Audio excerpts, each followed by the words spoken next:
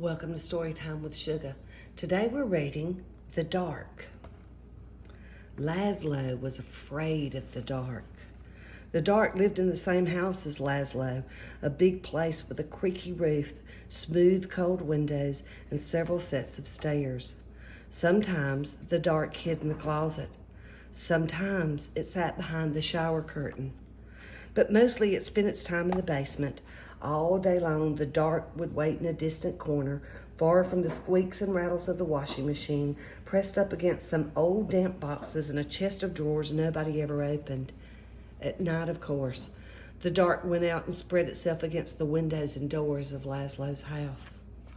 But in the morning, the dark would be back in the basement where it belonged. Laszlo would peek at the dark every morning. "Hi," he would say. "Hi, dark." Laszlo thought that if he visited the dark in the dark's room, maybe the dark wouldn't come visit him in his room. But one night, it did. "Laszlo," the dark said, in the dark.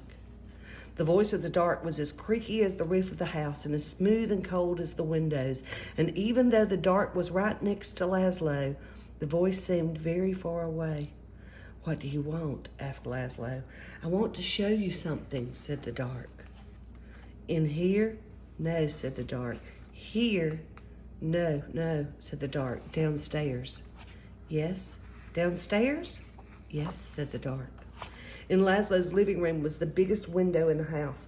Laszlo looked out at all the dark outside. Above him, the roof creaked and he closed his eyes. Now the dark was all Laszlo could see. "No, no," said the dark again. "Not there, down here." "In the basement?" asked Laszlo. "Yes," said the dark. Laszlo had never dared come to the dark's room at night. "Come closer," said the dark. Laszlo came closer. "Even closer," said the dark. "You might be afraid of the dark, but the dark is not afraid of you. That's why the dark is always close by. The dark peeks around the corner and waits behind the door, and you can see the dark up in the sky almost every night, gazing down at you as you gaze up at the stars. Without a creaky roof, the rain would fall on your bed, and without a smooth, cold window, you could never see outside, and without a set of stairs, you could never go into the basement where the dark spends its time.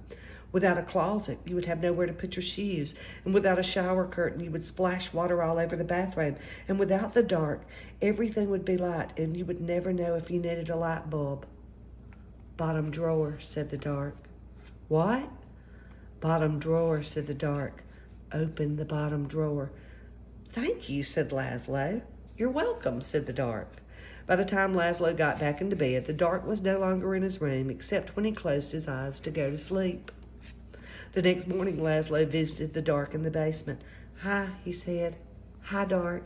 The dark didn't answer, but the bottom drawer was still open, so it looked like something in the corner was smiling. The dark kept on living with Laszlo, but it never bothered him again.